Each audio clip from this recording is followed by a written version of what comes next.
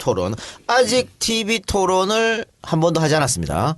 지금 민주당 경선인 인단 모집하고 일단 토론은 시작됐습니다만 라디오 토론 한 번 했고 인터넷 토론 한 번 했어요. TV 토론 아직 시작되지 않았는데 TV 토론 전에 정 의원이 TV 토론이라는 키워드를 갖고 온 것은 나름의 이유가 있을 것 같습니다. 네, TV 토론. 손수 변호사. 네. TV가 뭐죠? 텔레비전? 텔레비전. 네. 스펠링이 어떻게 되죠?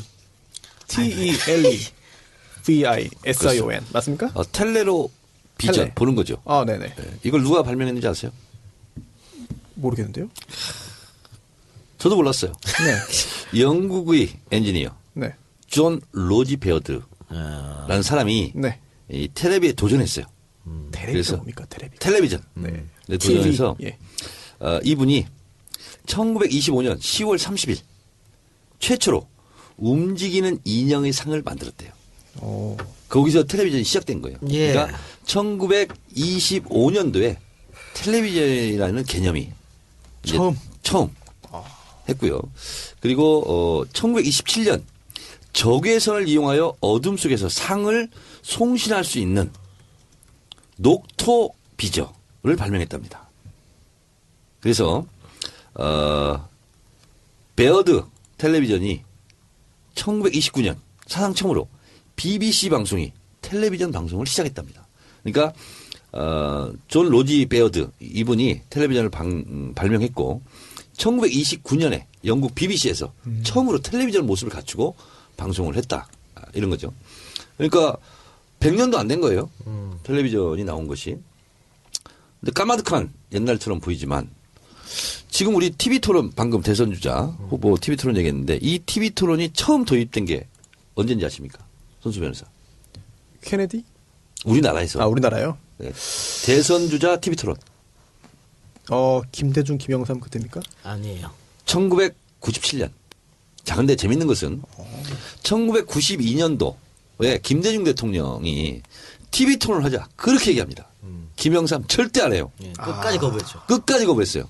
아, 진짜요? 예, 그때 92년도에 TV 토론이 도입됐다면 김영삼 대통령 못 했을 수도 있어. 아니 뭐 근데 문재인 박근혜 그렇게 했는데도 박근혜가 이겼잖아요. 자, 그래서 1997년도에 처음으로 TV 토론법이 공선법이 바뀌면서 이게 이제 도입이 됐거든요. 그러니까 김대중 대통령은 집념의 정치인입니다. 그러니까 지방자치 있잖아요. 지방자치도 13일간 단식을 해서 예. 지방자치도 부활시킵니다. 지방자치 부활이 안 됐으면 김대중 대통령이 대통령 되기 어려웠습니다. 안 되죠. 어려웠습니다. 다 그리고 관건 선거를 하는데 그렇습니다. 시장이나 이런 사람들이 또 하나는 뭐냐면 TV 토론이 도입되지 않았다면 김대중 대통령은 들씌워진 용공 이미지, 빨갱이라는 거 이걸 극복하지 못했습니다. 노무현 대통령도 대통령 되기가 쉽지 않았죠. 어려웠습니다. 그렇기 때문에 김대중 대통령은 YS는 그냥 내지르는 툭툭 한 방씩 저지르는 거였다면 김대중 대통령은 치밀하게 준비하는 그런 성격이에요. 그러니까 지방자치 성공해놓고 그다음에 TV 토론 도입해라. 예. 해놓고 DJP까지 이렇게 해서 결국은 최초로 정권 교체를 하는 거거든요. TV 토론을 도입한 분도 김대중 대통령이지만 TV 토론 덕분에 대통령이 된 것도 김대중 대통령이죠. 그래서 지금은 그냥 TV 토론 하는구나 이렇게 생각하지만 TV 토론을 우리나라에 도입한 것 자체가 예. 마치 투표로 대통령을 뽑는 것과 같은 거의 맞먹는 일이라고 생각을 합니다. 그래서 이렇게 하나의 제도가 바뀜으로써 물길이 달라지는 거죠. 근데 TV 토론 뭐 처음에 이제 최초에 시도한 거 말씀하셨는데 92년 대선 때는 사실 모든 시민단체 정치권에서 TV 토론 우리도 하자고 계속 요구를 했어요. 근데 네. YS가 끝까지 거부하는 바람에 이제 그게 안 됐는데 네. 우리가 역사적으로 쭉 보면요. 여론조사에서 1등을 달리는 후보는 다 TV 토론을 피하려고 그래. 그렇습니다. 지금 1등인데 구태여 TV 토론 할 필요가 없거든? 그러니까 92년 김영삼, 97년 이회창, 2002년 이회창, 2007년 이명박, 이렇게 2012년 박근혜 전부 다 TV 토론 자꾸 뺐었어요. 자, 근데 TV 토론이 결정적인 영향력을 행사하는 제가 알고 있는 두 나라가 있습니다. 미국하고 프랑스입니다. 미국 영향력이 있어요? 미국 있죠. 엄청나죠. TV 그래요? 토론에 난리 나는데. TV 토론 1차, 2차, 3차 하면은요, 누가 이겼다. 네. 곧바로 발표돼요. 그게 부동표는 굉장히 왔다 갔다 영향력을 굉장히 주는 거죠. 그리고 프랑스 같은 경우는 언제 위력을 발휘하냐면 결선 투표 때 굉장히 위력을 발휘합니다. 그러니까 예를 들면 조스팽 후보가 네. 뭐 리오넬 조스팽. 그렇죠. 그분이 그거 했었죠. 근데 TV 토론 덕을 많이 봤어요. 근데 TV 토론이 미국이나 프랑스처럼 그렇게 후보가 덕을 보려면요. 네. 우리처럼 이렇게 하면 안 돼요. 시간도 충분히 주고. 자유 토론이 돼야지. 그렇죠. 이거는 뭐 1분 30초 동안 뭐 예, 질문하고 뭐. 자, 이게 미국은 이게 뭐야 이게. 미국은 이제 공화당, 민주당 후보가 결정이 되잖아요. 그럼 TV 토론 하는데 그 미국 대선 TV 토론 굉장히 재밌습니다. 예. 그냥 거의 마구잡이야. 예. 그리고 막 서서 하고 예. 막 얘기하고 뭐 거의 뭐 규제가 없어요. 예. 그걸 보면서 미국 유권자들이 실제로 마음의 결정을 많이 예. 하거든요. 정천회 의원 같은 분은 미국에서 대통령을 했어야 되는데. 아, 그렇습니까? 네, TV 토론 나가면 얼마나 압도적이겠어요. 그리고 이제 대선 때 이제 TV 토론도 하지만 실제로 영국 의회는 상시적으로 TV 토론을 한다고 보시면 됩니다. 영국 의회는. 예, 맞습니다. 네. 네. 영국 의회는요. 여야가 바로 근접한 거리. 재밌더라고요. 그 거리가 그러니까. 3m 50입니다. 침튀길 거리야, 진짜. 완전히 왁작지껄하고 일어나 네. 삿대질하고 막 의장을 막 조용히 하라고 앉으라고 그러고 막 야단 법석입니다. 영국 의회. 지정석도 아닌 것 같아요. 거기는요. 예. 정원이 600명이면 좌석이 500개밖에 없어요. 늦게 못 가면 들어가? 앉을 자리가 없어요. 일부러 그렇게 만들어놨어요. 그거 좋은데? 지각하지 말라 이거예요. 그래서 영국 의회는요. 그 왁작지껄하고 막 난장의 난장. 이걸 BBC에서 하루 종일 생중계합니다. 우리 그 필리버스터 하듯이. 그래서 그걸 보고 재밌더라고요. 보수당이 잘하고 있다. 노동당이 잘하고 있다. 이렇게 영국 국민들에게 알아서 판단하게끔 만드는데 우리 국회는 이제 그렇지 못하죠. 예. 자, 근데 이 TV 토론이 그만큼 중요하고 저도 이제 대선 후보 가까이서 TV 토론 준비하는 거 보면 진짜 피를 말립니다. 자, 근데 절대로 TV 토론을 할 때 정책이나 컨텐츠를 가지고 표가 움직이지 않습니다. 네. 저도 그런 것 같아요. 이게 또 숨겨진 일인지입니다. 그러니까. TV 토론 하는데 제일 중요한 것은 뭐냐면 팩트를 틀리면 일단 안 돼요. 그거는 뭐 기본이고 의도와 태도를 봅니다. 그리고 카피와 이미지로 승부를 하는 겁니다. 저 후보가 참 넥타이 세련되게 메고 나왔네. 그걸로 표가 가는 거예요. 저 후보가 헤어스타일이 마음에 드네. 저 후보가 표정이 마음에 드네. 그래서 남는 잔상은 이미지가 남지. 저거 뭐 부가세가 어떻고 법인세가 뭐 몇 프로 되면 얼마나 이기고 이런 거 남지 않는 거거든요. 원래 TV 토론 이미지 싸움인 거죠. 그리고 TV 토론을 보고 있는 사람들은 그렇게 막 공부하고 싶어 하지 않아요. 그래서 사실은 카피와 이미지가 남는다. 그래서 특히 대선 TV 토론 전쟁에 있어서는 카피와 이미지로 승부하라. 저는 궁금한 거 여쭤보고 싶어요. 두 번째, 어제 토론 보셨어요? 네, 맞습니다. 그 어제 토론에서 이제 초반에 그 이재명 시장이 굉장히 공격적으로 나오잖아요. 네. 근데 그 부분이 호감으로 나타날까요? 아니면 반대일까요? 손해 많이 봤습니다. 많이 봤죠. 이재명 시- 저는 많이였다고 봤다고 이재명 시장 생각해요. 많이 봤고요. 사람은요, 손가락으로 달을 가르치잖아요. 그러면 달을 보기보다는 이 손가락이 보죠. 아름다운지 안 아름다운지 그걸 보는 거예요. 이재명 시장이 노렸던 것은 그 준조세, 배당금, 법정 부담금 이 부분에 대해서 문재인 대표가 틀렸다. 그래서 내가 맞았다. 그리고 내가 이렇게 더 재벌 개혁에 대해서는 더 확실하게 할 수 있다. 이게 이제 의도고 목표였잖아요. 근데 그 의도는 태도로 아름답게 포장이 되어야 빛을 발휘할 수 있는 거거든요. 근데 태도에서 사람들로 하여금 좋은 인상을 못 줬기 때문에 그 주장하는 그 컨텐츠는 맞아요. 16조가 아니라 1조 4천억이라는 거예요. 그래서 그거는 이재명이 맞았음에도 불구하고 실제로는 최종 득점에서는 지는 거예요. 어제 점수 많이 깎인 것 같아요. 그리고 그 중재하려고 하는 안희정은 굉장히 좋아 보였는데 저는 참으로 안타까웠던 게 왜 저쪽 캠프에서는 이재명 시장이 저렇게 공격적으로 나오는 것에 대해서 왜 저기서 뭔가 컨셉으로 전략으로 이것을 좀 제재를 안 할까라는 게 저는 굉장히 안타까웠어요. 그래서 나중에 제가 좀 이제 물어봤어요. 왜 그랬느냐. 저도 다 알아봤어요. 얘 먼저 얘기해 주세요. 왜 그랬느냐. 그 후보하고 그 캠프하고 잘 안 맞았던 것 같아요. 주문은 그렇게 하지 않은 걸로 알고 있어요. 이게 누구든지 전략가라면 다 여기서 그렇게 공격적으로 나와서 사람들한테 그 부담을 줄 리가 없거든요. 그런 전략을 세웠을 리가 없습니다. 그런데 처음부터 막 나오는데 저렇게 나오면 사람들이 좋아하지 않아요. 그 내용이 보이는 게 아니라 그 태도를 본다고 아까 말씀대로. 그래서 알아봤더니 그 사실은 캠프의 전략가들은 그렇게 하는 걸 반대했대요. 근데 본인이 굉장히 강하게 그렇게 하는 게 맞다라고 생각했던 것 같고, 그러니까 본인 성격하고도 또 맞는 거죠. 그리고 이제 거기 캠프에 있는 또 어떤 분이 또 같이 동조를 했다 그리고 그래요. 이제 공격해라. 어제 그 TV 토론을 보면서 그 이재명 시장이 그런 싸납고 거친 모습을 딱 보니까 안희정 지사가 바로 우리 동지에 얘기하면서 우애 뭐 이렇게 얘기하고 그랬잖아요.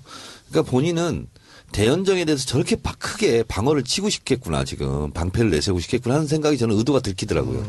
근데 이제 그런 의도를 포착하는 일반 대중은 좀 드물어요. 근데 제가 봤을 때 얼마나 몰렸으면 나한테 대연정 날카롭게 공격하지 말라는 거거든요, 그거는. 그래서 그렇게 방어를 딱 치더라고. 그래서 그런데 제가 보기에 어제 이제 결정적으로 제가 문제라고 생각한 건 뭐냐면은 지금 이재명 시장 같은 경우에는 2위가 목표 아니겠어요?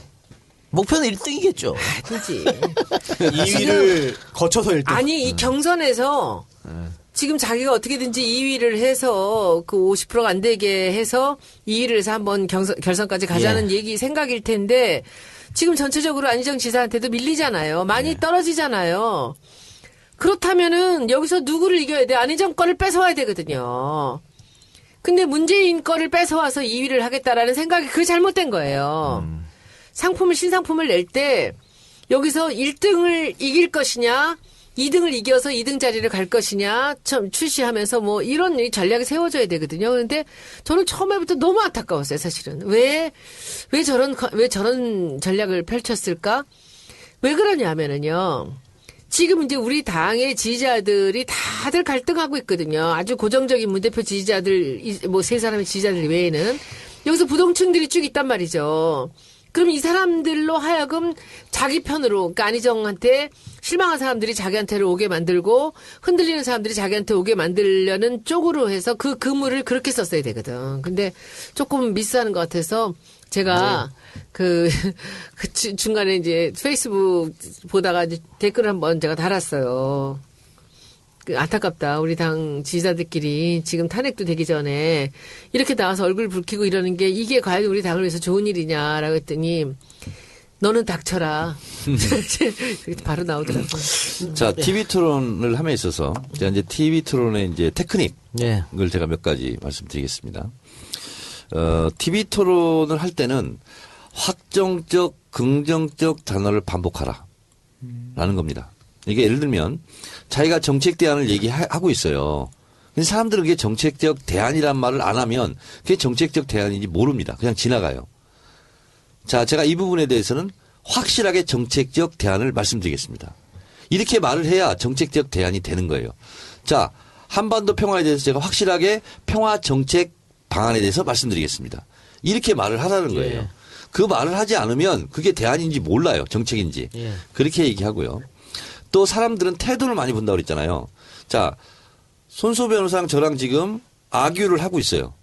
손소 변호사가 막 열내서 얘기를 하고 있어요. 논쟁. 근데 내가 거기서 끼어들어서 한마디를 하는 것보다 네. 화면은 양쪽으로 쪼개지거든요. 그럴 때 아주 긍정적인 눈빛으로 지긋하게 바라보면서 고개를 끄덕끄덕 하면서 네가 하는 말도 내가 이해를 한다 하는 표정 있잖아요. 말하는 손소보다 상대방의 표정을 더 많이 본다는 거 아닙니까? 그래서 그 표정을 보고 그다음 내 차례가 됐어요. 그럴 때 손소 후보가 말씀하신 부분은 제가 공감합니다만 그러나 단 한 가지 이 말씀은 드려야 되겠습니다. 하고서 그 말한 9가지를 탄핵하는 거예요. 이건 오바마식 화법인데요. 이렇게 얘기합니다. 오바마는. 저는 모든 전쟁을 반대하지는 않습니다. 때로는 전쟁이 필요합니다. 그리고 전쟁은 이렇게 긍정적인 의미도 갖고 있습니다. 그러나 이라크 전쟁만은 제가 반대합니다. 그 이유를 말씀드리겠습니다. 이렇게 말하는 거예요. 그러니까 공감대를 확 넓혀놓고 그놈을 넓게 쳐놓고 그중에 고기 한 마리만 딱 잡아 오는 거예요. 그러면 내가 승리하거든. 그래서 TV 토론할 때는 그런 방식으로 하라. 또 이런 거고 또 하나는 뭐냐면 절대로 말을 길게 하면 사람들이 다 짜증냅니다. 아무리 아름다운 말이라도. 미치겠어요. 철저하게 단문으로 끊어서 할 것. 아, 너무 설명을 길게 하셔서 미치겠는 거야, 지금 그게 우리가. 단문으로 할 무슨 것. 뜻인지는 알겠는데. 그리고 예. 또 하나는 뭐냐면 절대로 자료를 보고 읽지 말 것. 아, 근데 참. 저 손소 변호사 종편 출연하지만 종편 출연자 1분 30초 법칙이 있습니다. 한 출연자가 1분 30초 넘게 발언하잖아요. 시청자 채널 돌아가요. 그런데 그렇게 줄곧 하시는 분들이 많이 계십니다. 예, 그렇죠. 네.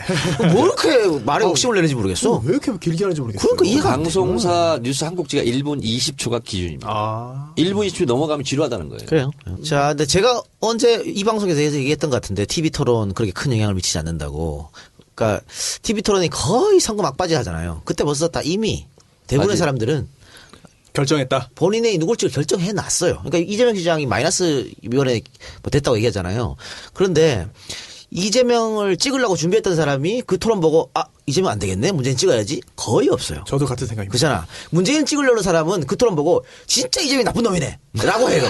저도 같은 생각입니다. 그러니까 별반 다른 게 없어. TV 토론은 열성 지지자는 움직이지 않습니다. 그러니까 그게 그 열성 지지 아닌 사람이 움직이려고 하려면 지금 우리와 같은 TV 토론 체제를 하면 안 돼요. 그러니까 1분 30초 질문, 3분 답변에 뭘 보여줄 수 있겠습니까? 그러니까 이런 TV 토론은 좀 바꿔야 되는 거고.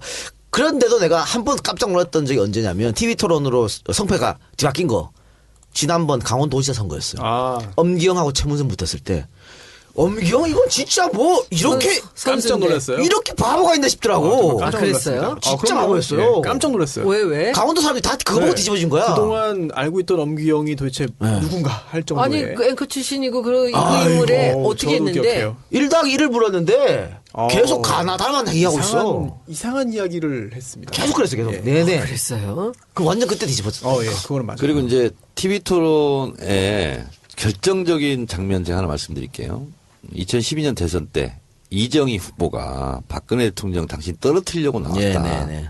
했을 때 문재인 대표가 가만히 있었어요. 그래서 제가 끝나고 나서 왜 가만히 계셨냐고 말렸어야지. 지금 우리 셋만 지금 토론하는 게 아니라 전 국민이 보고 있는데 예. 이런 것은 불편한 태도고 불편한 언어다. 좀 자중했으면 좋겠다라고 문 대표가 했었어야죠, 맞아. 말했으면 대선 이겼다는 거 아닙니까? 저도 그래서 그거 보면서 TV에서 아차 싶었거든. 결정적인 순간이 그렇게 있어요. 근데 그 순간 있잖아. 0.001초에 판단해버려야 되는 거죠. 센스인가요? 그럴 수도 있는 거죠. 예. 그래서 제가 대선 끝나고 문재인 대표한테 직접 그 얘기했어요. 그래요. 근데 너무나 왜냐하면 대선 끝나고 저는 일주일 동안 거의 밥을 못 먹거든. 밥 못 먹고 막 거의 막 식음을 전폐하고 막 울고불고 막 이렇게 했었거든요. 그날부터 울기 시작해가지고 선거 치고 지난번 대선 치고 너무 막 있잖아. 진짜 지금도 눈물 나는데 그래가지고 내가 뭐 수행비서도 오지 말라고 그러고 막 집에 그냥 있고 막 그랬어요. 저 밖에 있고 막 모든 게 싫은 거야. 그래서 어디를 가려고 택시를 탔어요. 그랬더니 57세 아주머니야 택시기사가. 그래서 저를 알아보고 저희 집 앞에 딱 탔는데 뭐라는지 알아요? 아니 의원님 문재인 대표는 왜 그래요? 그래서 제가 왜요? 그랬더니 그때 보고요. 그렇게 얘기하더라고. 아니 며느리뻘이 시어머니뻘한테 그렇게 얘기할 수 있어요? 근데 왜 문재인 대표를 안 말리고 가만히 있었냐는 거야. 그래서 자기는 전라도래요. 그래서 문 대표를 찍으려고 그랬대. 그걸 보고 진짜 박근혜를 찍었다는 거야. 근데 자기 주변에 그런 사람 많았다는 거예요. 그래서 실제로 그 장면은 표심을 많이 흔들었던 건 사실이에요. 그래요. 알겠습니다. 자, 그럼 우리가 지금 시간이 많이 됐는데 광고 듣고 와서 사드 이야기 잠깐 하고